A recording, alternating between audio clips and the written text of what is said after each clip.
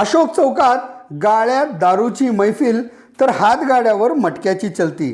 अशोक चौक परिसर म्हणजे गजबजलेले परिसर आणि येथील मुख्य बाजारपेठेच्या गाळ्यात आंबट शौकीनांची दारूची मैफिल रंगल्याचे चित्र, तर दुसरीकडे एका हातगाड्यावर मटक्याचे नंबर घेत हा धंदा चालविला जातो। आणि यात भर म्हणजे सोलापूर रुग्णालयाच्या कंपाऊंड लगत, म्हणजे जिथे डॉक्टरच्या चिठ्ठ्या अपेक्षित असतात तिथेही मटक्याच्या चिठ्ठ्या दिसत आहेत, तेही चक्क शहर पोलिसांच्या मुख्यालयापासून हाकेच्या अंतरावर।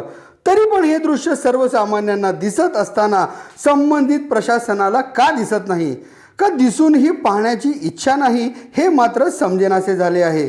ज्या परिसरात अशा प्रकारे धाडसाने अवैध धंदे चालविले जात असतील तर येथील सर्वसामान्य नागरिकांनी जगायचे तर कसे आणि व्यावसायिकांनी व्यापार करायचा कसा भीतीच्या वातावरणात? याची उत्तर जनता मागत आहे। फक्त त्यांच्या शब्दाचा आवाज येत नाही तो काय, पण प्रश्न आहे तो कायदा आणि सुव्यवस्थेचा।